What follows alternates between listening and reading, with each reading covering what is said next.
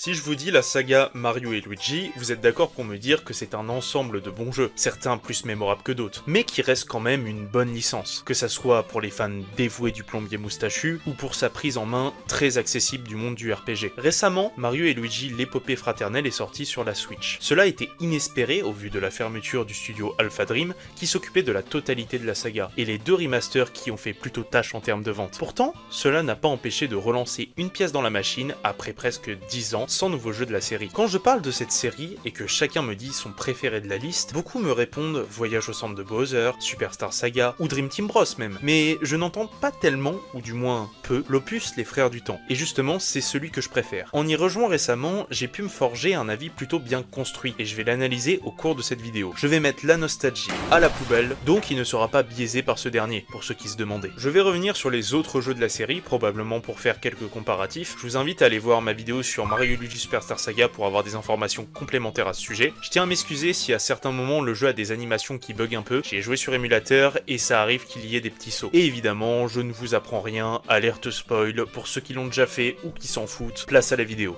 Mario et Luigi les Frères du Temps est sorti sur la Nintendo DS en 2005. Ça fera 20 ans qu'il sera sorti en novembre. Ça fait mal. Qui dit jeu sur une console plus avancée dit mécanique supplémentaire. Superstar Saga a deux personnages jouables, B pour Luigi, A pour Mario, et on utilise leurs habilités avec les gâchettes L et R. Cela reste simple, efficace et la dynamique du jeu est très réussie. Ici, deux boutons sont ajoutés, le X et le Y, pour les deux nouveaux personnages jouables, à savoir Bébé Mario et Bébé Luigi. La formule reste la même, les habilités se font avec les gâchettes et chaque bouton principal correspond à un personnage. Vous allez être voué à souvent vous séparer en groupe de deux pour avancer dans votre progression, ce qui est une bonne idée de gameplay à l'instar de Superstar Saga qui faisait se séparer les deux personnages de temps en temps. Ici, c'est assez bien exploité. J'espère que jusqu'à présent, je ne vous ai pas perdu. Est-ce que Mario et Luigi les Frères du Temps utilisent un maximum les fonctionnalités de la DS? Eh bien, je vais faire court, c'est inexistant sur ce jeu. Oubliez les rotations, le micro de la console et j'en passe. La seule fois où vous allez utiliser une fonctionnalité, c'est vers la fin du jeu avec le stylet pour gratter une partie sale d'un dessin. Mis à part ça, il n'y a rien du tout. Pour le coup, Voyage au centre de Bowser a bien corrigé le tir en les exploitant un maximum dans les combats de géants ou encore dans les zones du corps de Bowser. Au niveau des combats, la formule reste la même que pour le précédent, excepté que cette fois-ci, il y a 4 personnages à guider. Vous avez un bloc de saut où vous pouvez faire un double saut avec le bébé et l'adulte, le bloc de marteau où les bébés sont les détenteurs, le bloc objet qui n'a pas changé, c'est là qu'on aura le healing, les boosts, etc.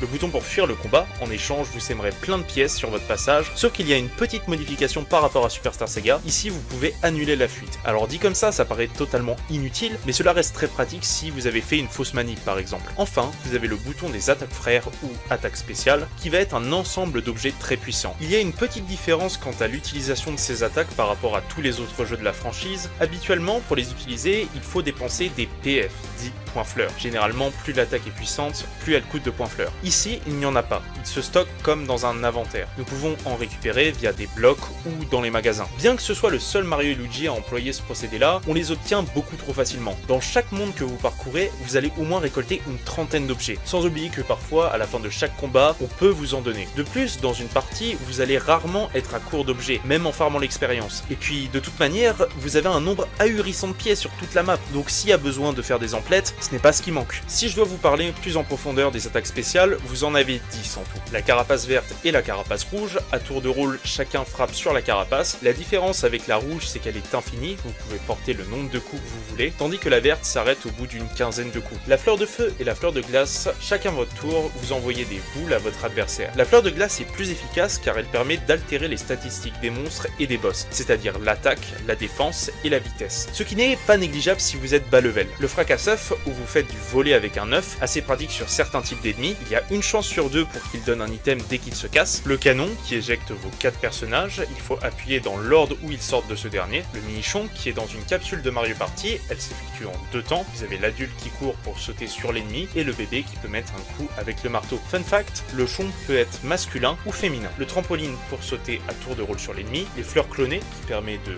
cloner tous nos personnages, et qui vont sauter sur l'ennemi. Elle va être très dévastatrice celle-là, et enfin le bouquet qui est assez complexe à prendre en main car c'est une attaque très rapide. Vous devez agrandir votre boule de feu chacun votre tour sans perdre de temps. Il y a beaucoup d'attaques qui se ressemblent et qui n'ont pas vraiment d'utilité vers la fin du jeu, comme les premiers items que vous pouvez trouver. Et c'est dommage qu'il n'y ait pas plus d'équilibrage à ce niveau-là. Pour ce qui est des équipements et badges, la base reste la même dans ce jeu, hormis le fait que les jeans sont différenciés en fonction des adultes et des bébés. Maintenant que je vous ai présenté les nouveautés et fonctionnalités du jeu, je vais pouvoir entamer la partie de l'histoire.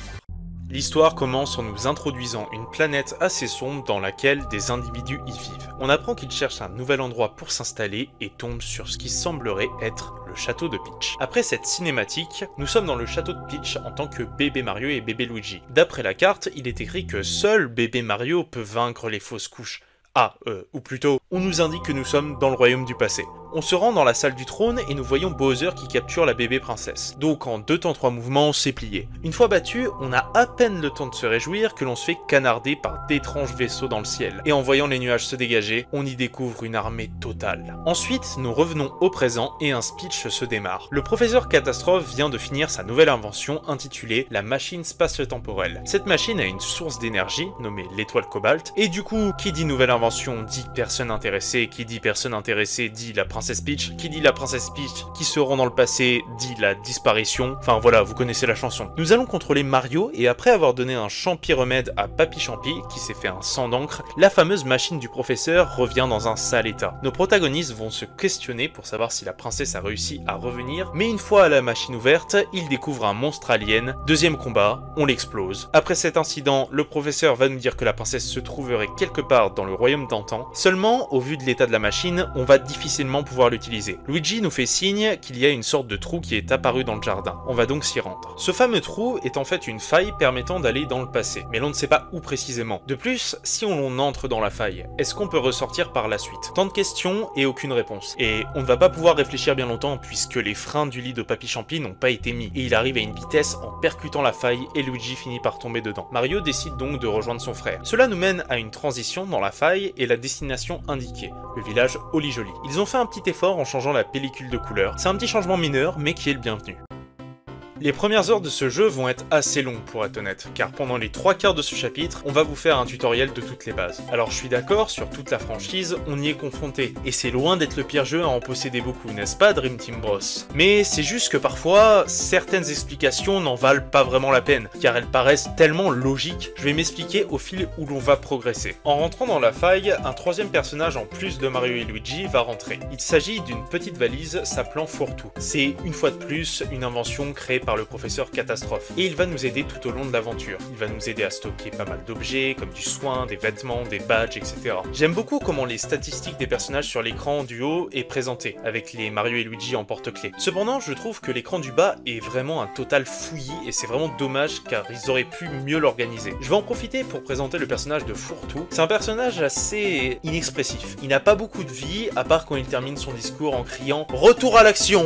Mais à part cela, il a une personnalité très sérieuse. Et au vu du compagnon qui nous accompagne dans les opus suivants, c'est le jour et la nuit. Je déteste Étoile d'Or. Après une petite discussion entre les deux frères et la valise, la faille va se refermer dans le sable. Il n'y a donc aucun moyen de retourner dans le présent pour l'instant. Pour en revenir à l'aventure, vous allez traverser une plaine avec un maximum d'indications pour avancer dans votre progression, comme sauter avec le bouton A pour Mario et sauter avec le bouton B pour Luigi. Waouh, merci beaucoup le jeu, je n'ai pas du tout songé à les utiliser avant. On a aussi des blocs de couleurs avec une lettre à l'intérieur M en rouge pour Mario et L en vert pour Luigi. Il n'y a rien de plus simpliste et honnêtement on s'en serait bien passé. Vous savez quoi? Je vais mettre un compteur à chaque fois où on a un tuto qui soit mineur ou majeur, surtout dans cette petite partie de l'intrigue. On s'élève déjà à 4. Vous allez ensuite avoir une scène où un villageois va tomber sur le sol. Il va nous murmurer deux choses, d'abord le village et ensuite des champignons violets. Avec la map inscrite au-dessus et les vaisseaux qui nous ont survolés plus tôt, on comprend que le village est en train de se faire attaquer. Une soucoupe va arriver pour emporter le villageois à terre et Mario et Luigi vont s'enfuir. On arrive sur une zone avec des champignons et on va faire face à notre premier ennemi. Et là, tuto pour l'initiative. Tuto pour dire que Luigi doit attaquer avec B. Et on a un dernier tuto pour pouvoir éviter les attaques, mais celui-là est optionnel. Grand merci.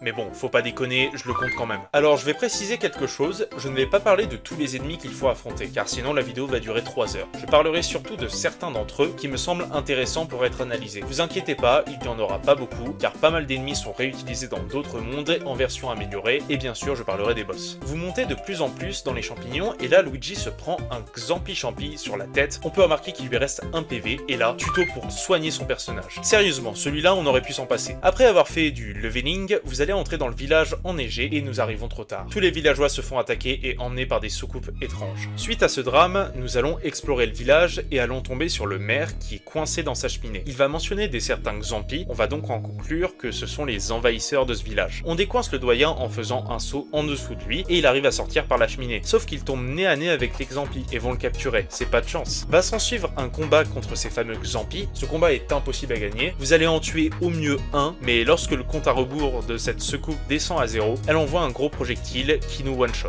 Pendant que nous étions en train d'affronter ces immondes créatures, nous allons retrouver les bébés à bord d'un vaisseau volant dans le ciel. Il va se faire attaquer, ce qui va créer une panique générale. Nous devons nous rendre à la salle des commandes du vaisseau. À peine on va faire quelques pas, hop, interruption pour savoir sur quel bouton il faut appuyer pour sauter. On visite l'intérieur du Tortue Jet, il n'y a rien de vraiment intéressant, et on arrive à la salle des commandes. On est dirigé sous les ordres de Bowser Jr. Après s'être fait canarder par les secoupes, Bowser Jr. et son équipe vont envoyer un boulet qui va les éradiquer. Ils vont apercevoir les frères Mario sur le sol face aux Xampi qui se réjouissent de leur victoire. Bon, c'est tentant, je sais.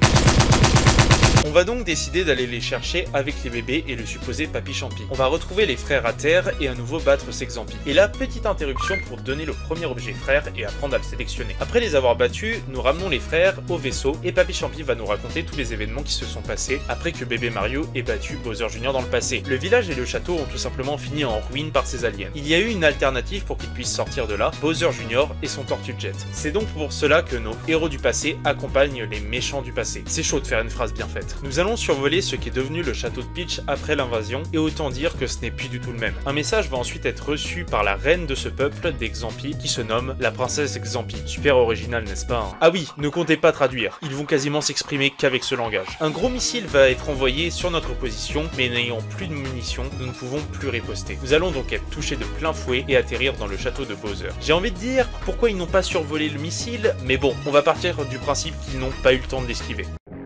Arrivé au château, nous retrouvons Mario et Luigi. Après une inspection des lieux, on va se rendre compte que aucun passager n'est aux alentours. On va donc explorer le château et je n'ai rien vraiment à dire sur l'esthétique de ce dernier. C'est ce qu'on peut retrouver dans pas mal de jeux Mario. Des plateformes, des ponts, de la lave, des murets, enfin voilà quoi. On va y trouver comme monstres des Goombas, des Boo et des Mascas portant chacun un canon sur la tête. Au fil où vous avancez dans le château, vous allez arriver sur une plateforme de couleur rouge. Des cris vont alors résonner. Il s'agit des bébés qui sont suspendus en hauteur avec des chaînes et des boules à pic. Ils vont finir par descendre. Et petit interlude pour nous dire comment nous déplacer à 4 et comment séparer les groupes. Maintenant que vous êtes 4, nous allons pouvoir libérer certains chemins qui ne pouvaient pas être accessibles. Pour regrouper l'équipe, vous avez ce petit bloc qui fait apparaître un tuyau de téléportation. Vous allez avoir une dernière petite interruption rendue à mi-chemin par le sorcier Kamek qui va vous balancer des ennemis à la figure. Cela tombe bien car maintenant, on va nous apprendre à comment utiliser le double saut et comment utiliser les attaques frères à plusieurs. Vous allez ensuite explorer une salle qui va vous demander la séparation des adultes et des bébés. Avec cette coopération, un groupe va aider l'autre et vice versa en activant certaines plateformes pour avancer. Vous allez avoir la dernière interruption du château concernant ce bloc. En gros, c'est un relais où chacun doit sauter sur son cube pour pouvoir avancer. Voilà, en tout, en à peine 1h30, 2 heures de jeu, vous allez être interrompu près de 14 fois. C'est en partie pour cela que le début du jeu est très désagréable à faire. Et encore, je n'ai pas compté ceux du début qui te répètent comment attaquer et esquiver. Ça n'aurait pas été trop demandé qu'il fasse un didacticiel facultatif pour que l'on n'ait pas à se taper toutes ces interruptions. Vous allez avoir une dernière petite salle avec une mécanique plutôt sympathique. Mario et Luigi vont faire les éclaireurs en appuyant sur un bouton et les bébés doivent suivre le chemin avec la lumière. Elle ne dure que quelques secondes, il faut donc penser à la réactiver. Il faut juste faire attention à ne pas glisser, sinon c'est l'épique et le retour à la case départ. On va être confronté dans l'aventure avec pas mal de passages de ce style, et le chemin change de couleur en fonction du lieu où nous sommes. Après avoir trouvé le chemin correspondant, on arrive sur un petit coffre, et en l'ouvrant, on tombe sur un fragment en cristal qui rappelle fortement quelque chose. Peu après, nous arrivons à la dernière salle du château, qui est la chambre de Bowser, et elle est tout bonnement dégueulasse. On peut remarquer que la faille est ici, et que le Papy Champi est présent avec la mini princesse. On décide décide de revenir à notre époque et nous revenons au château de Peach pour demander plus d'infos concernant notre trouvaille au professeur Catastrophe. On peut voir qu'il est installé dans le plus grand des calmes dans la salle du trône et a installé des machines pour faire des recherches. Il va nous expliquer que c'est un des morceaux de l'étoile cobalt permettant d'alimenter la machine. Soudain, le fragment va attaquer la sorte d'alien verte que nous avons battue au tout début du jeu. Beaucoup d'interrogations vont donc se poser. Le fragment va ensuite ouvrir une nouvelle faille dans une chambre du château et on va comprendre que ce sera notre prochaine destination. On va donc s'y rendre et une cinématique va se lancer entre les deux papichons, celui du passé et celui du présent, qui font une course-poursuite dans tout le château. Nous arrivons dans une forêt assez sinistre, changement de décor total, monstres différents, ici on va croiser des mascas fantômes, des caméléons et des plantes piranhas. En plus d'être des sacs à PV, ils sont insupportables. Nous avons des troncs d'arbres ouverts où nous pouvons introduire les bébés dedans et récupérer des items sympas, comme une pièce de sang par exemple. Oui, ça va faire beaucoup d'argent. Arrivé à un certain point, on va rencontrer un personnage qui a accompagné la princesse Peach dans la machine spatio-temporelle. Il nous explique que les Xampis les ont attaqués dès qu'ils sont arrivés dans le passé. Il va également nous dire que pas mal d'habitants de la forêt, y compris lui, se font absorber leur énergie fongique par les Xampis. Leur but est simplement d'alimenter leur vaisseau à l'aide de cette énergie. C'est quand même horrible quand on y pense. Il finit par nous dire d'aller voir à la centrale car c'est là où les vaisseaux sont préparés et que l'on pourrait trouver un fragment d'étoile cobalt. Il comptait ajouter quelque chose, sauf que l'on se fait attaquer et il se fait transformer en champignon violet. Bon, on sait ce qu'il nous reste à faire. Et en fait, je n'ai pas grand chose à dire sur cet endroit. C'est pas une exploration des plus palpitantes. Pour ouvrir la centrale, vous allez devoir activer 2 interrupteurs pour débloquer un passage et pour ce faire, on va devoir faire la traversée sur des plateformes mouvantes et c'est au bébé de les diriger. Et comment dire, l'extrait parle de lui-même quoi. Ça finit pas, j'ai peur, mon cœur tremble. Une fois tout ceci fait, on va pouvoir accéder à la centrale. On va pénétrer dans ce prochain donjon et cela commence fort. On va rencontrer 2 frères marteaux communiquant assez difficilement et il va y avoir une étrange machine qui va capturer Mario et Luigi. C'est là qu'on va entrer dans le premier ou plutôt les premiers vrais boss du jeu, j'exclus les 2 du tout début. Leur moveset est simple, un roule en boule son partenaire et en fonction de son marteau, soit il faut riposter quand il frappe, soit il faut l'éviter quand il rate. Assez facile. Une fois les avoir battus, ils reparlent normalement. La sorte d'antenne qu'ils avaient sur la tête les rendait incontrôlables. Pour nous remercier, ils vont nous donner les marteaux. Avec ces derniers, vous allez avoir 2 habilités de débloquer. Une qui frappe, tout simplement, et une qui permet de s'enfoncer dans le sol pour accéder à certains passages ou alors creuser des petites fêtes dans le sol. D'ailleurs, j'en reparlerai un petit peu plus tard. On va pouvoir les utiliser à bon escient pour aller délivrer Mario et Luigi qui sont retenus dans les trous de nez d'un arbre. Ça aurait eu autant de sens si ça avait été le trou du cul. Une fois l'équipe réunie, pour de nouvelles aventures, on va traverser l'usine. Beaucoup de monstres, des sortes d'héris empoisonneurs, des lakitus extraterrestres et des Xampis scientifiques. Je vais y venir très prochainement concernant leur cas. Une fois que nous avons parcouru tout le chemin, on peut accéder à la dernière salle et on va découvrir un fait surprenant.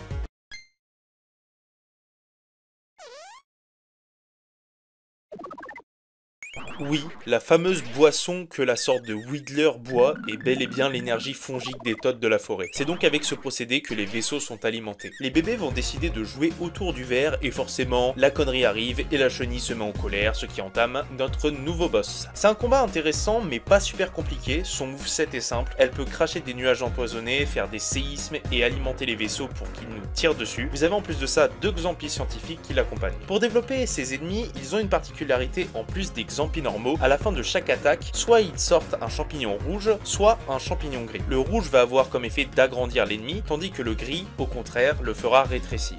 Mais si vous les attaquez avant, le champignon tombera dans la boisson de la chenille. Alors évidemment, si vous mettez le rouge, elle va pouvoir se régénérer. Cependant, si vous mettez le gris, elle va finir par tomber malade et vous pourrez lui infliger plus de dégâts. C'est assez bien trouvé, le problème c'est que le combat est beaucoup trop court et elle n'a pas vraiment de ressources. Une fois vaincu, le deuxième fragment apparaît, on se réjouit et là on assiste à la pire tentative de vol qui ait pu exister.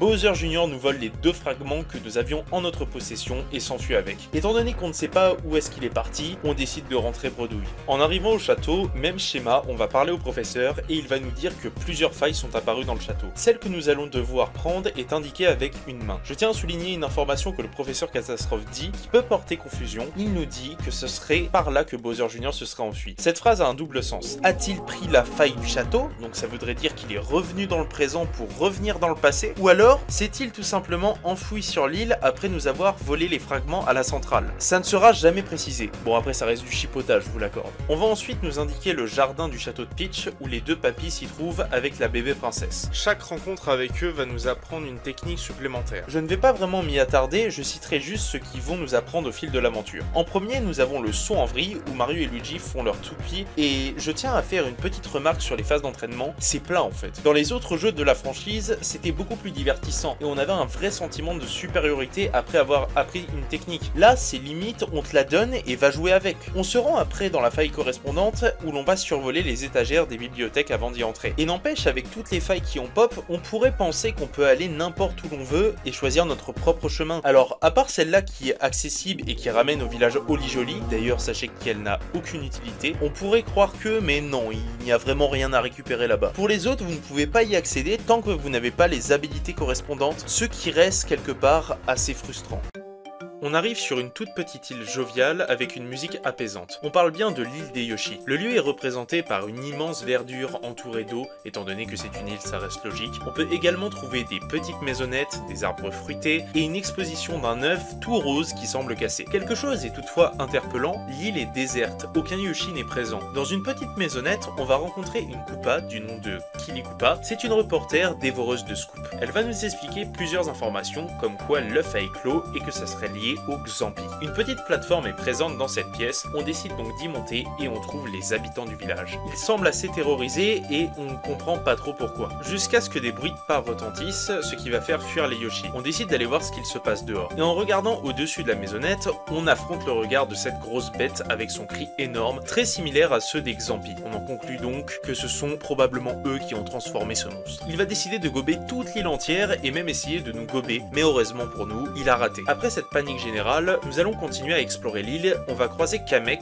qui cherche de la nourriture pour Bowser Jr. qui se trouve en haut de la falaise. On va constater par la suite que tous les cookies de l'île ont été volés par Kamek. Bon, par Luigi aussi accessoirement, mais ça faut pas le dire. On sait du coup ce qu'il nous reste à faire. Retrouver Bowser Jr. pour reprendre les morceaux de l'étoile cobalt ainsi que les cookies. Arrivé un peu plus loin, Kamek va décider de nous embêter et mettre des dangereuses flammes un peu partout sur le terrain pour qu'on ne puisse pas passer. Cela va être une bonne transition pour parler d'une mécanique qui était déjà présente dans le jeu précédent, celle de l'eau. À la différence qu'ici c'est bébé Mario qui avale toute l'eau et que l'on peut stocker jusqu'à 9 gouttes. En tout cas, ce monde-là est très cool à parcourir, la progression se fait en ascendance, on monte de plus en plus haut. Comme décor, vous aurez des petits palmiers, des statues de Yoshi en pierre, vous aurez pas mal d'endroits en hauteur, dans des nuages, et notre technique du saut en vrille va être super bien exploitée. Comme monstre, on va croiser des Pidgeot, les ennemis de Super Mario Bros 2, des petits insectes ainsi que des noix de coco avec des lances, et je suis un peu déçu de ces ennemis pour être honnête, car ils n'ont rien à voir avec l'île Yoshi. Dans Yoshi Island, vous croisez souvent des Mascas ou des Crazy Daisy. Cela aurait été plus approprié selon moi. Après, pour les Mascas, ça aurait fait doublon, je vous l'accorde, mais pourquoi ne pas faire une variante en mettant par exemple le Mascas à échasse? Et tout pendant que je parle de Yoshi Island, je ne comprends pas trop pourquoi il n'y a pas plus de références que ça, car le jeu est littéralement un voyage dans le passé, donc il y aurait pu y avoir des petites références du style certains boss que l'on retrouve dans la série par exemple. Quand on arrive au sommet de la montagne, on retrouve Bowser qui s'empiffre de cookies,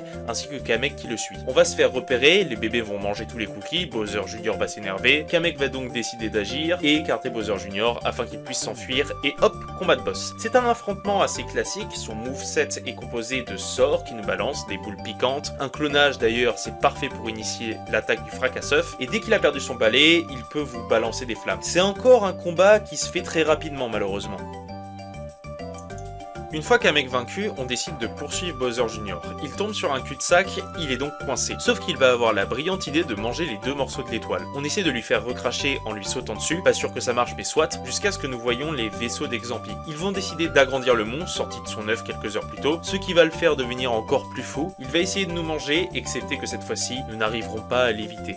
Vous allez donc arriver dans le corps de cette bête qui est très rose et bizarre à l'intérieur. Enfin bon, il faut s'y attendre. Il va falloir que l'on sorte d'ici et que l'on retrouve Bowser Jr. qui s'est fait également engloutir par cette bête. Et c'est là que l'on se rend compte que c'est sans doute cette partie du jeu qui a inspiré grandement Voyage au centre de Bowser. La première partie va consister à sauver les différents Yoshi bloqués sur chaque partie de la map pour qu'ils puissent nous aider à pousser ce gros bouléchon afin de pouvoir libérer un passage. Et la deuxième partie va nous apprendre qu'il y a une grande fabrique d'œufs où les Yoshi sont prisonniers à l'intérieur. Ils sont emmenés plus loin à l'aide d'un un tapis roulant. Comme ennemi, on va retrouver des petites vachettes, des Scalerex, assez marrant de se dire que ce monstre est un vrai aval-tout au point de ne pas recracher les os, ainsi que des Xampi télécommandés qui contrôlent des petits vaisseaux comme attaque. Et je préfère vous le dire, préparez vos marteaux car dans cette zone vous allez trouver beaucoup de fèves. Après avoir traversé toutes les cavités de cette bestiole, on va croiser un Toad bleu qui parle tout seul avec des œufs. Ce personnage va peut-être vous dire quelque chose car lors du flashback du Toad dans les bois, il accompagnait bien la princesse. Pour info, son nom c'est Toad Bear. Sauf qu'il est assez confus et ne se souvient de rien du tout, excepté une chose, un dessin qu'il a fait. On suppose que ce dernier représente Peach qui essaye de repousser la princesse Xampi avec l'étoile cobalt. Il nous explique qu'il est arrivé dans le corps de cette bête à la suite de son arrivée sur l'île. Il essaye de sortir les Yoshi de leur coquille et de trouver un moyen de sortir d'ici, mais nous informe qu'un monstre bloque l'entrée. On va donc décider d'y aller et on découvre que les œufs sont stockés près de ce monstre. On va également retrouver bébé Bowser qui était coincé dans un œuf et à la suite de ça, le combat va se lancer. Je me rappelle que j'avais beaucoup craché du sang la première fois que j'avais fait le jeu à 7 ans, alors qu'en soi, la mécanique était simple. Je vous rassure, il est quand même bien plus difficile que tous les autres boss qu'on a affrontés jusqu'à maintenant. Pour lui infliger le plus de dégâts possible, il va falloir libérer 5 Yoshi dans les œufs pour qu'il fasse tomber une boule chompe. Son moveset d'attaque est simple, il en a 2 lorsqu'il est debout, le tir des œufs ainsi que son aspiration, et 2 lorsqu'il est à terre où il active des trous et un autre pour éteindre la lumière.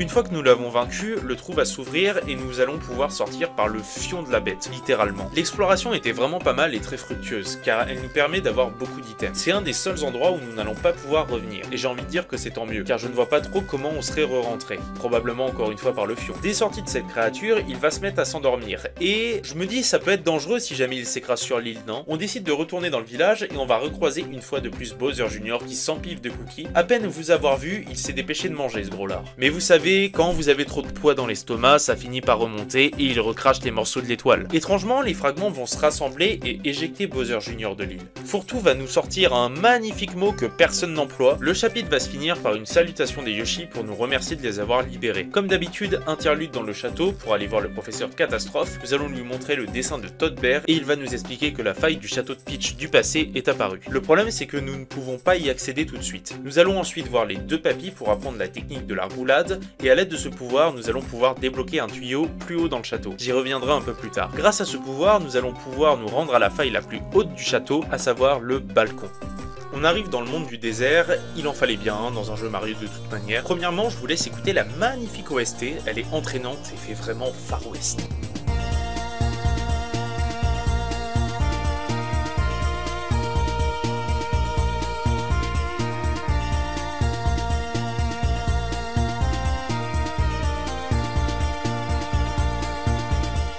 À l'intérieur du désert, vous avez une sorte de gros dôme. Vous décidez d'y entrer et vous êtes vite accueilli par une horde de Xampi qui vous pourchassent. Les Mario courent vers une petite cachette et revoilà Kili Koopa venant nous faire un petit scoop pendant que les bébés et Luigi font n'importe quoi en arrière-plan. Elle va nous expliquer qu'il faut passer par l'entrée secrète du dôme pour éviter de se faire repérer. Et elle nous apprend que la princesse Peach est présente dans ce dernier. Alors nous n'allons pas perdre de temps. Notre objectif est de relier les 4 statues, 2 par 2, pour que la porte secrète s'ouvre. Le désert est assez classique, on peut retrouver des dunes, des cactus, pas mal de tuyaux, des rails de train, et si vous adorez les combats, vous allez être servi. En tout, vous allez être face à 27 combats, c'est l'une des zones avec le plus d'ennemis de la partie, je peux vous dire qu'il va falloir beaucoup de patience. Vous allez retrouver des Poké, littéralement l'ennemi de chaque désert dans Mario, des sortes de Xampi plongeurs, ainsi que des bombes. Après avoir activé toutes les statues, vous allez pouvoir entrer dans le dôme, et en arrivant, vous allez assister à une cérémonie de la princesse Xampi que vous décidez de regarder par une des fenêtres. Durant cette séquence, la princesse Xampi va arriver sur la scène et le public va l'acclamer. Après cela, nous allons voir Peach ligotée et transportée par un des vaisseaux. Flora Piranha va sortir du tuyau central et va engloutir Peach dans le plus grand des calmes. On va tellement être surpris que nous n'allons même pas voir la reporter se faire capturer avec les Xampi. Ah oui, parce que j'ai oublié, elle était là entre temps. Contrairement au désert qui était grouillé d'ennemis, ici vous n'allez rien avoir.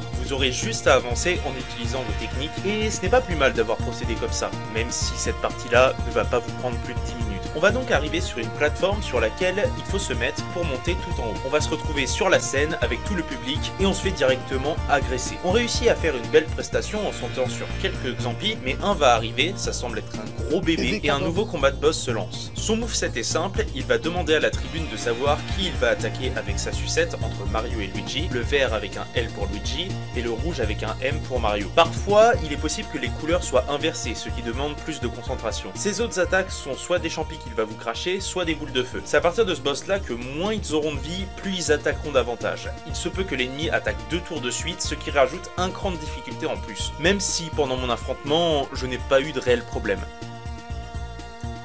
Après l'avoir vaincu, la princesse Xampi va demander à ses sbires d'encercler nos héros et ils vont taper le sol avec des maillets pour qu'ils tombent en dessous du dôme.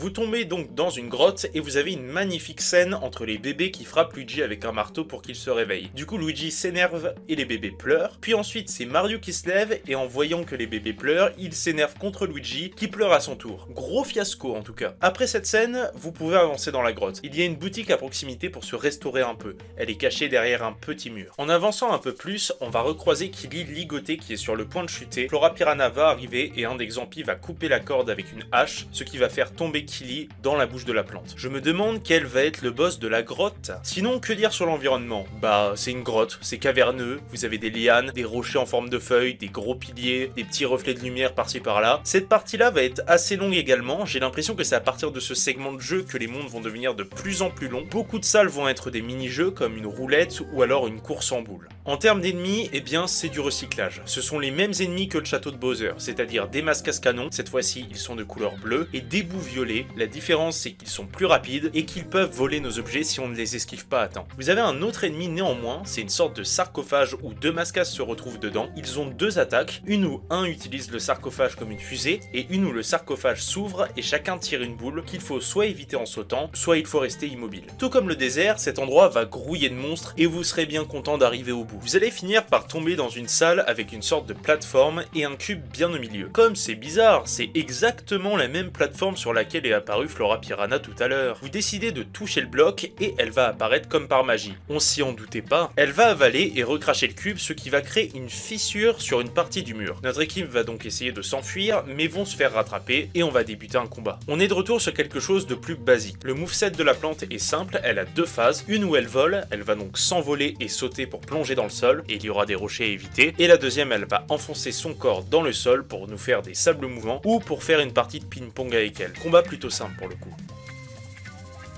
Dès que nous l'éliminons, elle fait apparaître un morceau de l'étoile cobalt ainsi que Kili Koopa, et là, petite surprise, aucune trace de la princesse Peach. Kili Koopa va nous expliquer qu'elle a été recrachée plus loin à l'instant où elle a été avalée. Elle va contempler le fragment que nous avons récupéré et va nous dire qu'elle a vu quelqu'un qui l'a fixé à l'intérieur. Enfin, elle va nous montrer une clé qu'elle a trouvée et qui servirait à ouvrir quelque chose dans le vaisseau des Xampi. Après cela, nous allons explorer les parties manquantes de la grotte. On est sur le point de libérer un passage avec une grille et c'est là que nous entendons Peach, qui reconnaît notre voix. Elle va pousser un cri de détresse et va crier au secours. On fait aussi vite que l'on peut, mais il est déjà trop tard. La princesse se retrouve avec une sorte de champignon violet sur le visage. On décide de revenir à la maison avec la princesse et on va devoir attendre que le champignon qu'elle a autour du visage pourrisse, en espérant que ce ne soit pas une infection. On va revoir les papis champis une dernière fois pour nos deux dernières techniques qui font que les attaques des Mario affectent les bébés. C'est-à-dire que le saut en vrille les fait vriller en l'air et que la roulade les écrase. Avec ça, on va pouvoir passer sur des passages en hauteur ainsi que sur des petites ouvertures. Direct après cet apprentissage, une sorte de tremblement retentit dans le château.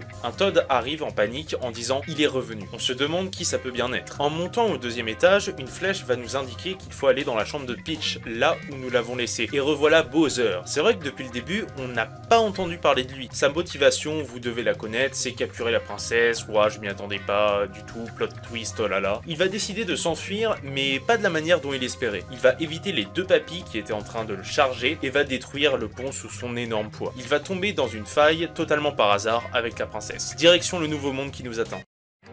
On entre dans des sortes de montagnes, paraît-il. On voit des nuages sur la carte éparpillés ainsi que des gros blocs solides qui rappellent les Chwomp. En même temps, la destination s'appelle le volcan Chwomp. Vous avez quelques habitants au pied, mais ils se comptent sur les doigts d'une main. Alors ici, on va littéralement partir en randonnée. Vous allez monter, monter, monter, et autant vous dire qu'ils n'ont pas choisi les meilleurs ennemis. Vous avez tout d'abord les cubes, c'est des carrés, jusqu'ici tout va bien, sauf que vous pouvez perdre beaucoup de temps si un décide d'appeler du renfort, et autant vous dire que rester sur un combat comme ça pendant plusieurs minutes, ce n'est pas l'idéal. Vous avez aussi la noix de coco en améliorée, la différence c'est qu'elle peut se régénérer avec l'eau de pluie, ainsi que des ennemis ratons laveurs déjà présents sur Superstar Saga qui prennent la forme d'habitants ou d'objets, ce qui peut porter à confusion au début, même si après c'est reconnaissable facilement. Vous allez arriver près du volcan et allez remarquer que le diadème de Peach est posé par terre. Nous sommes en train de nous demander si Bowser aurait sauté dans le cratère avec elle, et à peine nous avons réfléchi, il se passe ça.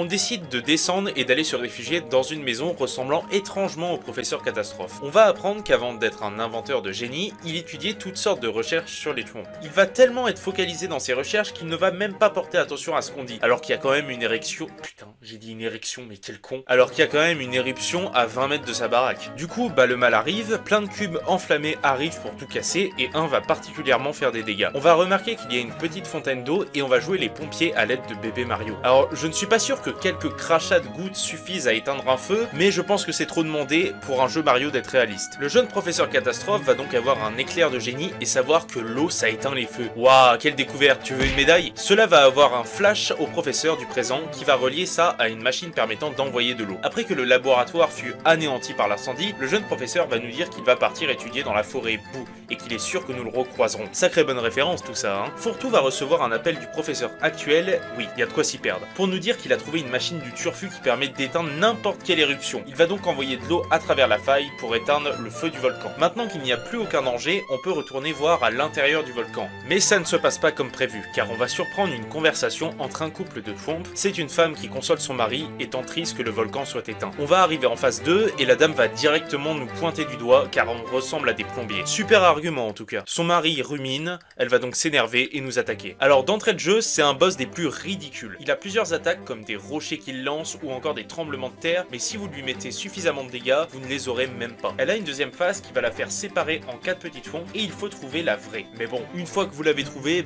quelques coups et c'est plié. Vu qu'on a littéralement frappé une femme, le mari va s'énerver en disant que nous sommes tellement cruels. On va donc lui expliquer qu'on vient pour sauver une dame également, et il pardonne assez vite. Il nous dit carrément de monter sur lui pour descendre dans le cratère. Pour rappel, on a frappé sa femme. En parlant de ça, elle va vouloir nous accompagner, mais son mari va rétorquer qu'elle est trop lourde. Ça tire vraiment à balles réelles. Foudrage, elle va nous pousser dans le volcan. On va avoir une scène qui va se lancer où les deux Bowser vont se rencontrer, et on peut dire qu'ils s'entendent comme chien et chat, alors que dites-vous c'est la même personne. C'est ici que nous allons faire notre petite expédition du volcan. Tout comme bon volcan qui se respecte, on peut voir des couleurs très chaudes, brûlantes on peut dire même. Si on montait pour accéder à la montagne tout à l'heure, là c'est totalement la descente aux enfers. Cela va se composer de la manière suivante. Vous allez faire un étage, puis vous allez descendre à chaque fois avec un Thwomp cube où il faut se mettre à 4. C'est comme un ascenseur, mais il est que descendant. Cependant, chaque ascenseur a un bloc qui bloque la voie. Il faut donc taper sur un bloc ressemblant au même que celui qui est en dessous. Pour les activer, vous allez très souvent soit faire du parcours avec le retour de cette magnifique plateforme, soit en faisant des mini-jeux comme par exemple en obtenant le plus de diamants dans un circuit en l'air. Comme ennemi, vous allez retrouver des Xampias enflammés, des caméléons dorés, encore une question de logique, mais ils ne sont pas censés fondre dans un volcan, et ils ont recyclé les cubes de la montagne, excepté qu'ils peuvent se former en tour. Je n'aurais pas été contre un ennemi bulle de lave, mais ça reste moins insupportable que ceux d'avant qui se reformaient ou se soignaient sans cesse. Dès que vous avez fini de débloquer tous les ascenseurs, vous descendez tout en bas et constatez que vous êtes au même endroit qu'étaient les Bowser tout à l'heure. La princesse est présente, et même s'il n'y a personne en vue, on se doute très bien de ce qui va se passer. Bowser Jr va arriver sous terre et ça sera ensuite à Bowser d'arriver. Ils vont nous défier et le combat va se lancer. 2 boss pour le prix d'un, donc ce qui veut dire 2 fois plus résistant. Je vais commencer par les attaques de Bowser. Il peut d'abord cracher les flammes, ça on s'en doute, mais il peut feinter son attaque, c'est distingué par un petit sourire. En soi, c'est pas très compliqué à éviter, mais c'est toujours un petit plus. Il peut faire des tremblements qui peut faire tomber des caisses, il peut se faire soigner par Bowser Jr. Ils ont d'ailleurs une attaque duo où Bowser Jr balance la carapace de Bowser et on fait du ping-pong avec, jusqu'à le renvoyer dans le camp adverse et ainsi infliger des dégâts à Bowser Jr. Ça n'influe pas vraiment le combat, vous pouvez très bien éliminer Bowser en premier, mais ça reste sympa tout de même d'avoir plusieurs possibilités de stratégie. En revanche, les attaques de Bowser Jr sont minables. Il balance juste des flammes et les refrappe avec son marteau. Ce que je trouve bien avec ce boss, c'est qu'il a une musique différente de celle qui est habituellement jouée avec tous les autres, et elle colle bien avec la dynamique des deux personnages.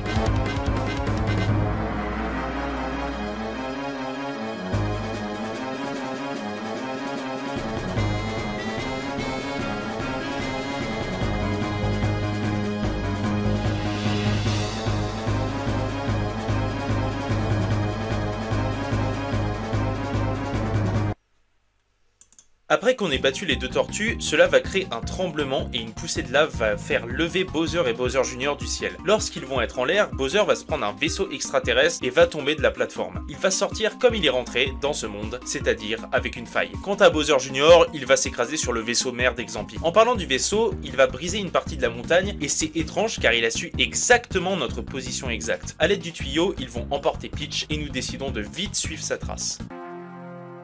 Vous allez donc arriver dans le vaisseau mère. Vous n'êtes pas apparu à côté de Peach. Nous devons donc la retrouver à bord. Cette partie est vraiment tranquille. C'est comme une petite interlude, vous n'allez pas croiser beaucoup d'ennemis, mis à part des Xampis blancs. L'arrière-plan est vraiment immonde, il y a de la sorte de gelée vert et des Xampis qui baignent dedans. On a une sorte de pince qui les manipule, c'est assez déplaisant à regarder tout de même. Une fois arrivé à un certain stade, vous allez retrouver Peach de dos. Nos héros vont donc se réjouir, mais il y a un petit problème, c'est une sorte d'hologramme qui n'est pas réel. On est complètement déboussolé quand des Xampis apparaissent avec Peach, et c'est là que nous sommes face à une grosse révélation, c'était en fait la princesse Xampi qui était derrière. Nous sommes complètement encerclés, nous ne pouvons plus rien faire, mais un autre imprévu arrive, un Xampi commence à prendre des photos et va commencer à éjecter tout le monde. On se demande bien qui ça pourrait être. C'est bien sûr Kili Koopa. On va prendre un petit ascenseur avec elle, on va discuter par rapport à ce qui s'est passé. Depuis tout ce temps, c'était la princesse Xampi qui était derrière cette couverture de Peach. Son but était sûrement de conquérir le présent, mais n'a pas eu le temps avec l'arrivée de Bowser qui nous a sauvé la mise finalement. Elle finit par nous mentionner qu'elle a toujours la clé et qu'elle va sûrement s'en servir bientôt. Dès sortie de l'ascenseur, elle va trouver une serrure pour pouvoir mettre la clé. On se dit qu'une chose incroyable va arriver et en fait, pas du tout. On va tomber dans une trappe qui va nous éjecter en dehors du vaisseau. Tout ça pour ça quoi. Quand Kili trouve la clé dans la grotte du désert, on se dit que c'est très important, ça va débloquer un élément dans l'histoire totalement inédit. La question reste en suspens pendant quelques heures de jeu et dès que nous sommes sur le lieu où on peut se servir de cet item, il se trappe. Genre littéralement, si vous enlevez cette clé du scénario, ça ne change strictement rien, car à un moment ou un autre, on aurait fini de toute manière par être éjecté du vaisseau. Sinon, après s'être fait éjecter, on nous rappelle que Bowser Jr est dans le vaisseau. Kili Koopa va tomber sur l'île Yoshi, plus précisément sur la tête de Toad Bear. Je mentionne ce détail car il va être très important. En rebondissant sur lui, il va crier un « je me souviens maintenant », tandis que nous allons arriver dans un endroit assez sombre. Fourtou va vite nous informer qu'il s'agit du village Toad. Un magasin nous titille pas mal, on va donc visiter pour voir s'il reste des habitants. Il va en effet avoir deux mamies qui vont nous expliquer qu'il n'y a plus d'habitants depuis que les Xampis ont mis sans dessus-dessous le village. Et c'est vrai que quand on regarde dehors, le village est en ruine, les maisons sont démolies, il y a des marques de tir de vaisseaux, il y a même des champignons violets qui poussent un peu partout. Pas étonnant que cet endroit soit désert. La musique est bien corrélée avec ce monde, c'est-à-dire le désespoir, la mélancolie, le néant.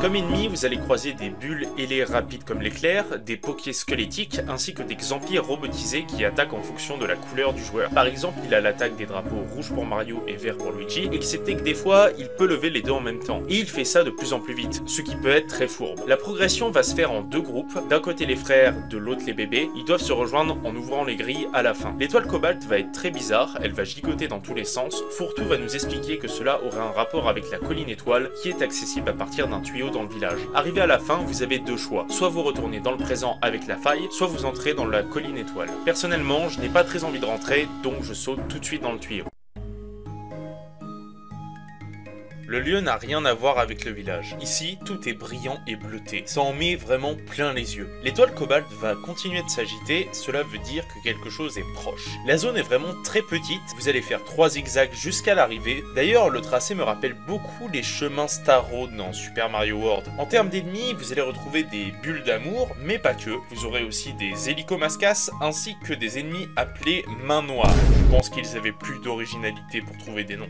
Cet ennemi-là est vraiment super intéressant car il utilise des pancartes représentant plusieurs personnages pour attaquer. Il y a 4 persos, le Goomba qui le balance, le Koopa qui fait une attaque en pic, la Bonbon qu'ils envoient en l'air pour qu'elle explose en nous retombant dessus, et enfin Bowser avec une flamme. C'est vraiment un ennemi qui sort de l'ordinaire, c'est comme une marionnette. Arrivé au bout de l'étoile, on va avoir une armée de Xampis ainsi qu'un Xampi rose qui fait une allure de général avec une petite moustache. Il va être surpris de nous voir et va nous lancer son plan d'attaque. Une grosse bombe va être larguée sur l'armée et seulement 3 Xampis vont pouvoir la tenir et le combat se lance. On va d'abord affronter la bombe avec les Xampis qui la soutiennent. Vous pouvez attaquer la bombe mais ça ne sert à rien car vous enlèverez un PV par un PV et ça n'a pas grand intérêt. Il faut donc éliminer 2 Xampis qui ont littéralement 200 PV chacun. C'est fou de se dire qu'on les a affrontés au début du jeu avec genre 30 PV. Il faut faire attention aux Xampis. Pour cela, il faut éliminer les 2 derniers pour pouvoir renvoyer la bombe et ainsi faire apparaître le général. Je dis ça car si vous décidez de tuer les 2 premiers, la bombe va rouler sur vous et ça va être être un gros désavantage. Le général va alors se pointer et il n'a qu'une seule petite attaque où il balance des Xampis sur nous. Vraiment dommage et ridiculeusement simple. Arrivé en haut, l'étoile Cobalt va sortir et va nous transmettre un message à travers les petites collines. Elle va nous dire de vite récupérer les fragments, au moins 2 des 3 manquants, afin d'ouvrir la barrière du château des Xampis. Elle va nous guider vers le temple étoile où un fragment potentiel serait présent. Elle va nous ouvrir un passage avant de partir. Lors de l'explication, on remarque que bébé Luigi a pleuré, mais on ne sait pas vraiment pourquoi. On va donc suivre la traversée de poussière d'étoiles pour aller au temple étoile. On va commencer cette zone en arrivant sur une porte en forme d'étoile qui va nous parler. Elle va nous expliquer que pour passer cette porte, il faut d'abord évaluer notre courage. Elle va donc le faire avec nos héros. Mario est décrit comme quelqu'un d'incroyable, de généreux, que tout le monde veut le prendre dans son lit. En revanche, pour Luigi, c'est tellement humiliant qu'elle chuchote à l'oreille son ressenti. Après le résultat, elle refuse de nous laisser passer parce que Luigi est trop heureux pour traverser. Vu qu'on ne veut pas abandonner notre bon vieux L, on va devoir aller chercher une relique appelée le bloc astral. Elle va aussi en profiter pour sortir des bons vieux clichés italiens. Du coup, on va récupérer le bloc astral qui n'est pas si compliqué à obtenir. Les ennemis sont quasiment tous identiques aux précédentes zones, excepté une planète composée d'une plante piranha alien. Dès que vous retournez à la porte pour montrer le bloc astral, l'étoile va demander à Luigi de frapper le bloc. Ce qu'il va essayer de faire, mais il ne va pas arriver à le frapper. Elle va dire à Luigi qu'il fait preuve d'hypocrisie et va poser la question suivante: grâce à qui nous avons atteint le bloc astral? Vous avez donc les propositions, soit Mario, soit les bébés, soit Luigi. Évidemment, aucune n'est bonne, car c'est grâce à toute l'équipe que nous avons réussi. Sauf que ça ne figurait pas dans les choix. L'étoile va donc rabaisser Luigi en disant que c'est qu'un hypocrite qui déforme les faits, qu'il finira seul à bosser au McDo et à récurer les chiottes. Bien sûr, l'équipe va aider à soutenir Luigi en traitant la porte de menteuse. Elle va finalement décider de nous laisser passer. Elle va reconnaître que Luigi a un bon fond et un grand cœur. Il va enfin pouvoir frapper le bloc astral, la porte va alors s'ouvrir et nous allons pouvoir continuer notre progression. Donc ce qu'il faut retenir dans tout ça, c'est qu'il ne faut jamais être égoïste, car en faisant cela, vous ferez marcher dessus tôt ou tard et vous finirez profondément seul jusqu'à la fin de vos jours. Petite touche dramatique faite, on peut continuer à avancer. La deuxième partie va consister à relier plusieurs points lumineux pour ouvrir un passage. Pour cela, vous allez avoir une série de casse-têtes. La troisième partie va vous faire rentrer directement dans le temple et vous allez tomber sur le 4e fragment au milieu de nulle part. Après l'avoir récupéré, nous allons avoir le retour de Kili Koopa et de Toad Bear. Toad Bear va alors nous expliquer qu'il a retrouvé la mémoire, va nous sortir le dernier fragment de l'étoile en nous disant qu'il le gardait précieusement. Il va ajouter que même en réunissant tous les fragments, il ne sera pas possible de vaincre les Xampis. Nous allons donc montrer les 4 fragments que nous avons et Toad Bear va se mettre à fuir en nous disant de ne pas les réunir. Donc là, ça crée une véritable incompréhension. Depuis le début de notre aventure, on nous dit de réunir tous les fragments et maintenant on nous dit qu'il ne faut pas les réunir. Qu'est-ce qu'on doit faire alors? L'étoile Cobalt va s'en aller dans la direction de Toad Bear et Kili car elle sent quelque chose. On va donc les rejoindre. Nous allons arriver sur la porte finale du temple et en l'ouvrant, un cri va être poussé. En y entrant, on va tomber sur Toad Bear et Kili à terre. Toad Bear va nous demander de montrer le dessin qu'il a fait en nous disant de frotter certaines tâches. On décide de frotter. Pour rappel, c'est la seule fois où on utilise les fonctionnalités de la déesse dans tout le jeu. Et en grattant en bas à droite, on va avoir un 3e personnage.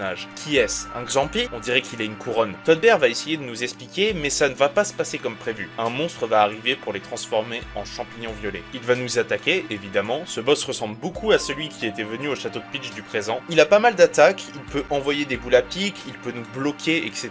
Si on lui renvoie sa boule, il se met à terre par peur. C'est un giga sac à PV. Son combat se fait en 2 phases. Un où il utilise ses attaques normalement et la deuxième où il se met à grossir. Dans cette phase, il peut envoyer des boules de feu et il fait apparaître un vaisseau avec un compteur. Oui, exactement comme au début du jeu. Donc ça veut dire que s'il atteint 0, c'est ciao. Ça rend le combat bien plus dynamique et c'est vraiment un plus. En sachant que dès que nous l'attaquons une fois, il riposte d'office. Il n'y a pas de respect de tour ou je ne sais quoi. Non, là c'est direct. Dès que nous l'avons battu, il nous donne le dernier fragment qui avait sans doute été volé par lui. Nous regardons une dernière fois nos amis sous forme de champignons violets avant de repartir dans la faille. On se dit que nous arriverons peut-être à les sauver si nous éliminons tous ces Xampis. En rentrant dans la faille, vous allez arriver dans les égouts du château. Pour info, l'autre faille présente, c'est celle qui mène au village Toad. En les parcourant, vous allez tomber sur une étrange personne en manteau orange qui se balade. Il va finir par rentrer dans une bouche d'égout. On va pouvoir le suivre grâce au bébé, on visite un peu toutes les bouches jusqu'à tomber sur une sorte de salle de bar avec justement ce personnage en manteau orange. Et en regardant attentivement son visage, on peut deviner de qui il s'agit. Enfin bon, la réflexion ne va pas durer longtemps car il va nous dire que nous sommes chez Krakowitz Fève et Badge. Il s'agit donc du méchant de Superstar Saga qui accompagnait Greg et Mona. Il va nous raconter son histoire comme quoi il s'est fait maltraiter par deux personnes en rouge et vert. En fait, son magasin a pour but de récolter des ressources pour contre-attaquer dans l'opus suivant. C'est fou de se dire qu'on commerce avec lui pour qu'on soit contre lui le jeu d'après, car pour info, les bébés dans ce jeu vont être les Mario et Luigi adultes dans Voyage au centre de Bowser. Pour en revenir au magasin, j'ai quelques petites choses à dire. Je trouve que le magasin est super mal exploité. Je m'explique. Vous pouvez aller dans les égouts à partir du moment où vous avez débloqué la roulade, donc vous pouvez venir le voir n'importe quand. Sauf que l'on pourrait se dire que la partie où il rentre dans la bouche n'est pas accessible. Le problème, c'est qu'il n'y a pas un seul PNJ dans le jeu qui va vous faire mention de Krakowitz dans les égouts. Du coup, si vous y allez au début, vous vous dites qu'à ce stade vous êtes bloqué, et si vous êtes vers la fin, bah vous allez avoir vite tendance à finir l'aventure le plus tôt possible que de vous aventurer dans les bouches d'égout. Je ne sais pas si c'est un ressenti, mais pendant longtemps je m'étais demandé à quoi servaient les fèves, car ça nous est montré comme un objet clé, mais c'est très vaguement expliqué sur quoi ça va nous servir. Du coup, il est possible que les premières fois que vous faites le jeu, que vous y êtes totalement passé à côté. En soi, c'est que des badges, donc ce n'est pas essentiel, mais bon, j'aurais aimé quand même savoir ça un peu plus tôt. Je vais en profiter pendant cette partie pour vous parler du post-game, car je ne voyais pas trop où vous le mettre. Je vais commencer par vous introduire un petit peu la progression de Mario et Luigi Superstar Saga, pour vous donner une idée du déroulement et comparer avec les frères du temps. Dans un premier temps, le jeu a un sentiment de linéarité. Vous devez faire l'aventure dans l'ordre, à la limite vous pouvez visiter tout le village de Végésia, mais vous tomberez sur des monstres bien trop haut level. Un moment dans l'aventure, vous devez récupérer les fragments de la Végétoile. Il y en a 4 en tout. Vous devez d'abord en faire un obligatoirement pour débloquer une technique. Dès lors que vous avez débloqué cette technique, vous pouvez aller où vous voulez. C'est-à-dire, soit récupérer les 3 fragments dans l'ordre que vous souhaitez, donc au cinéma Yoshi, à la boutique de vêtements ou dans le repère des escargots, soit aller faire du surf un peu plus loin sur la plage, soit aller faire des cafés dans le village, soit vous pouvez faire des quêtes annexes, je pense à celle de Krustasov dans laquelle il faut lui ramener une nouvelle décoration, ou soit retenter la multitude de mini-jeux existants, même si pour ça on n'a pas forcément besoin du pouvoir. En comparaison avec les frères du temps, vous n'avez rien à faire après le jeu. Les seules activités que vous pouvez éventuellement faire, c'est visiter les égouts comme je l'ai expliqué, et retourner au volcan pour faire quelques mini-jeux, et encore je trouve ça très répétitif. Même en retournant dans les anciens mondes, vous n'avez aucun item à débloquer. À la limite, il y a quelques fèves à ramasser sur les premiers mondes, mais ça s'arrête à là. Il y a le hub du château de Peach également, mais on en fait rapidement le tour, même s'il y a 3 étages. Ça aurait été bien qu'ils mettent un jardin plus grand, car je suis désolé, ça c'est une pelouse. Il n'y a même pas d'arène de combat avec des boss plus puissants comme ils ont pu le faire avec Voyage au centre de Bowser ou Dream Team Bros. Vous n'avez aucune réelle quête annexe, et je trouve ça vraiment dommage. C'est un jeu qui ne vous donne pas plus de liberté que ça, il est très linéaire. Vous êtes obligé d'aller à un point A, à un point B, à un point C, et ainsi de suite. Ça aurait été bien qu'il propose une faille bonus qui n'a pas vraiment d'influence à l'histoire, mais qui aurait permis de s'amuser un peu. À la limite, vous pouvez aller voir tout le contenu inutilisé du jeu, mais ça demande de faire des manips et c'est chiant. Je vous conseille d'aller voir la vidéo de Greg LVK à ce sujet.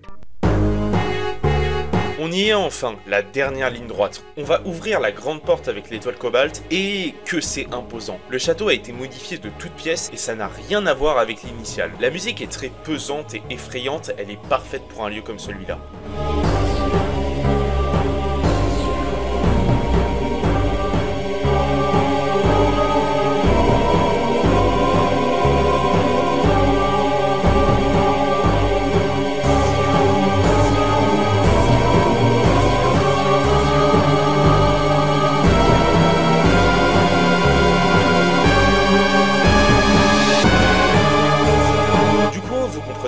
Les salles sont similaires au château de Peach du présent. Vous êtes parti pendant presque 3 heures dans cet énorme donjon. J'espère que vous êtes patient car ça va grouiller d'ennemis. Entre des écureuils, des robots, des fantômes, des dinosaures, franchement tout y passe. Petite mention au boss du papy avec son fils qui fonctionne exactement pareil que nos personnages. Le fils peut soigner son papy s'il n'a plus de ressources. On peut remarquer que le château est surveillé par beaucoup de gardes Xampi et ça va nous empêcher de débloquer plusieurs chemins. On va avoir une sorte de petit mini-jeu où nous sommes dans un vaisseau spatial et où il faut shooter tous les vaisseaux Xampi. Assez amusant et demande de la précision car cela nous demande d'avoir une bonne portée et une bonne hauteur pour pouvoir les viser correctement. Une fois qu'on a dégagé les Xampi qui bloquaient le passage, on va pouvoir accéder à une salle avec une grosse statue de la princesse Xampi. A l'aide de la carte, on va voir qu'il y a une petite entrée. À l'intérieur, vous allez trouver une salle de surveillance avec des caméras sur tout le château. Sur celle du milieu, vous allez voir Peach qui fait des allers-retours. Elle est sans doute retenue captive. Elle va finir par nous entendre et nous dire qu'elle est enfermée dans une salle au sommet de la statue. Elle n'aura même pas le temps de finir son discours que tout le système va s'éteindre brusquement. On va faire vite et entrer dans le tuyau pour atteindre le sommet. Sauf qu'il va y avoir un petit imprévu, un chomp va s'amuser à déplacer les canalisations et nous allons tomber dans les égouts. égouts du château. Il va falloir trouver un moyen pour remonter. En observant les égouts, tu te dis qu'il y a moyen d'attraper de bonnes saloperies avec la couleur de l'eau, les champis violets qui poussent, etc.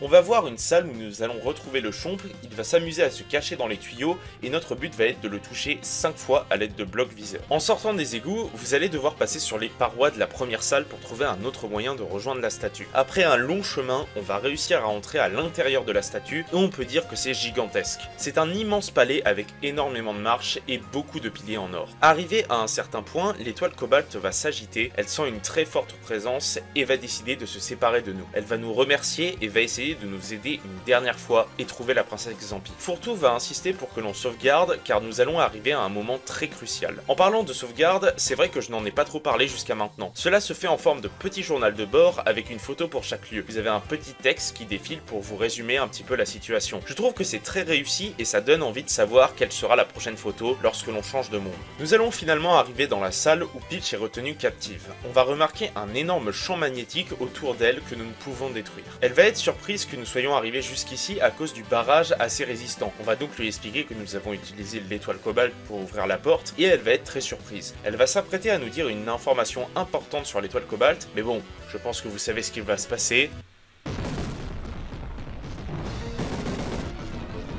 Le vaisseau mère va apparaître et va nous canarder de projectiles. Peach va nous informer qu'il y a une salle de contrôle et qu'on pourrait s'en servir pour arrêter le vaisseau. Nous allons nous rendre à la salle de contrôle pour refaire le petit mini-jeu. Il est plus compliqué car le vaisseau mère va prendre une grosse place sur l'écran et c'est lui qui va nous envoyer les vaisseaux Xampi. Mais ce n'est pas infaisable pour autant. En sachant que si vous perdez toute votre vie, c'est le game over assuré. Donc j'espère que vous avez écouté Fourre-tout et que vous avez sauvegardé juste avant. Le vaisseau mère va donc s'écraser sur la tête de la statue. En revenant à la salle du trône, on va s'apercevoir que le champ magnétique a disparu. La collision a probablement dû le détruire. En nous rendant sur la droite, la trappe du vaisseau va s'ouvrir. Cela va beaucoup nous intriguer et nos héros vont être surpris par, je vous donne dans le mille, la princesse Xampi. Elle va être folle de rage en disant qu'elle va nous détruire et le combat final se lance. Gros combat en approche, la princesse Xampi va vraiment avoir pas mal d'attaques. Elle a d'abord ses attaques où elle est dans son petit vaisseau, pas toujours simple à éviter, que ça soit les lasers ou encore quand elle nous tombe dessus. Pour pouvoir l'attaquer, il faut d'abord détruire le champ magnétique qu'elle a. Il y a 5 couleurs différentes, à partir de la couleur rose, son champ est détruit. Et lorsqu'elle n'a plus de vaisseau, elle peut lancer des attaques à coups de boule électrique. Ce qui est bien, c'est que l'on se rend compte du nombre de PV qu'elle peut avoir. À un certain point, elle va se mettre à clignoter en rouge. Le combat sera un peu long, mais ce n'est pas déplaisant pour autant.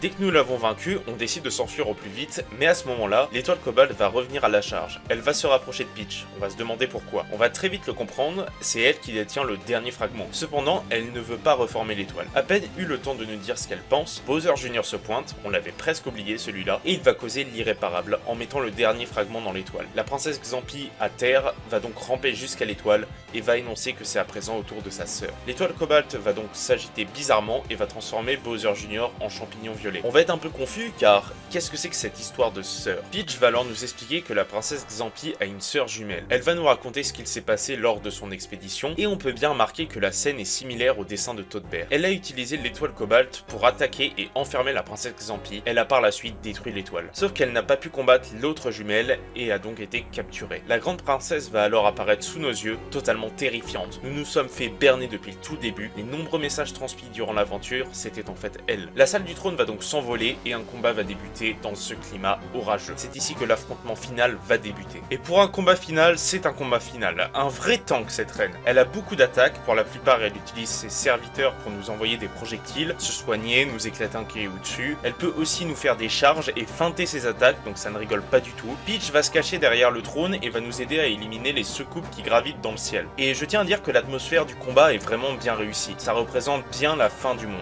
Après lui avoir asséné le dernier coup, on se dit que c'est fini, mais là, qu'est-ce qui se passe?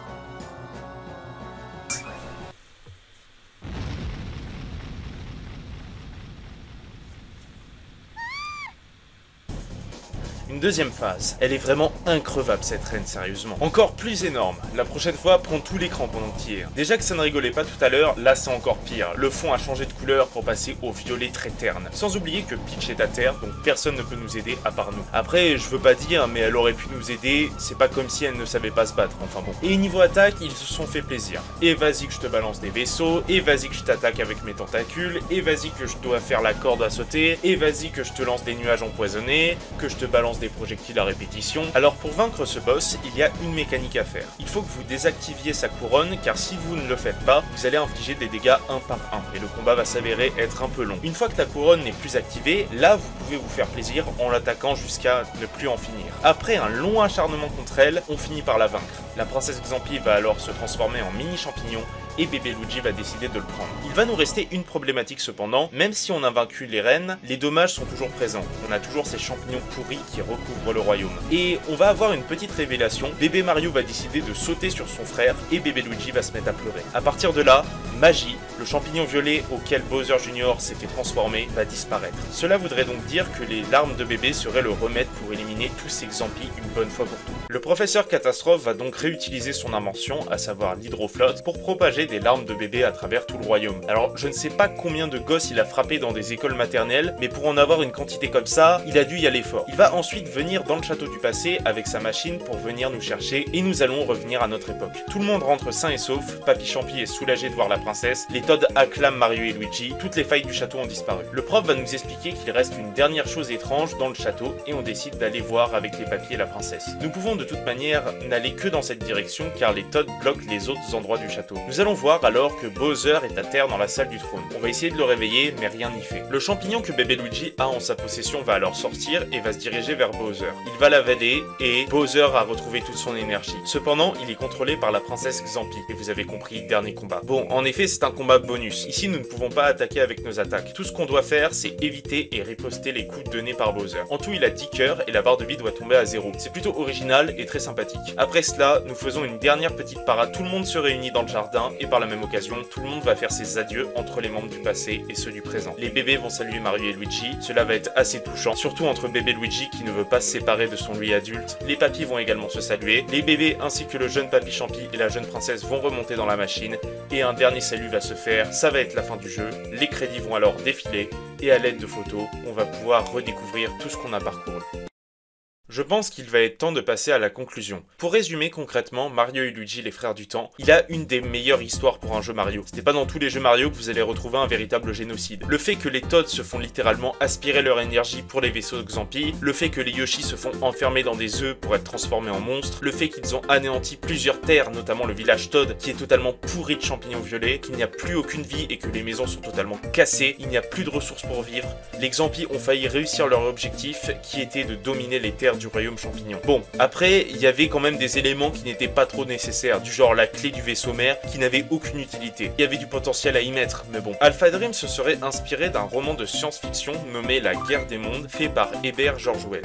Je vous rassure, je vais pas faire comme vos youtubeurs storytelling de merde et vous faire une vidéo comprendre Mario et Luigi les frères du temps grâce à Herbert George Wells. Parce que je n'ai pas que ça à faire et il y aura quelqu'un qui le fera bien à ma place. Cependant, je mets quelques liens en description si ça vous intéresse. En ce qui concerne le gameplay et les mécaniques du jeu, elles sont simples et efficaces. La dynamique des 4 joueurs est très bien réussie. En ce qui concerne sa difficulté, le jeu vous gave d'items et de pièces en permanence, ce qui fait que vous n'allez jamais être à court. Pour vous dire, dans ma partie, je suis allé dans des magasins à 2 reprises et même en faisant cela, j'avais toujours au moins 6000 pièces et je ne savais pas à quoi acheter. Côté boss, c'est soit du très bon, soit du très mauvais. Après, je pense que mon avis est biaisé par le fait que j'étais souvent assez haut leveling, étant donné que j'affrontais chaque ennemi que je croisais. J'ai fini le jeu en étant niveau 30 sur chaque personnage et les premières fois où je faisais le jeu, je finissais aux alentours du niveau 25. En fait, tout dépend de votre leveling, car si admettons vous êtes en dessous du niveau 20 au château d'Exampi, je pense que vous allez cracher du sang. Néanmoins, la difficulté a quand même été haussée, contrairement à Superstar Saga, où la plupart des boss pouvaient se faire en même pas un tour. Au niveau des musiques, elles sont parfaitement reliées avec l'univers, ça met vraiment dans l'ambiance. Après, venant d'une compositrice qui a fait les musiques de Kingdom Hearts, c'est pas étonnant. Niveau fonctionnalité de la DS, bon, je ne pense pas que j'ai vraiment besoin de l'expliquer. Après, tout dépend si vous comptez l'écran supérieur de la DS comme fonctionnalité, car c'est vrai qu'on a une map assez fluide. Niveau de l'aventure en elle-même, c'est vraiment l'opus le plus court de Mario et Luigi. Pour vous dire, le dernier opus qui est sorti en date, à savoir l'épopée fraternelle, c'est comme si vous faisiez 5 fois l'aventure des frères du temps. Les mondes sont très sympas à parcourir, même s'il y a quand même une linéarité qui s'en dégage, car vous êtes obligé de suivre le tracé voulu. En ce qui concerne les personnages, ils ont pas mal de développement, notamment le professeur Catastrophe et les 2 papys Champi. Et c'est assez marrant de se dire que le jeune papy Champi et le vieux papy Champi ont 2 personnalités totalement différentes. Mario et Luigi sont propres à leur rôle, et le fait que les bébés sont parfaitement retranscrits avec les adultes, c'est vraiment un bon point. Bébé Mario reprend le côté assurance, sûr de lui, bon il fait pas mal de conneries aussi c'est vrai, tandis que bébé Luigi est un peu peureux, nerveux, moins sûr de lui, émotif, et on s'en rend bien compte dans l'aventure. En tout cas, voilà, je pense avoir bien résumé le jeu. Dites-moi votre avis en commentaire, et si mon contenu vous plaît, n'hésitez pas à vous abonner. Ça fait longtemps que j'ai pas dit ça. A plus, c'était Drancos, et en attendant, je vous dis à bientôt pour de prochaines aventures.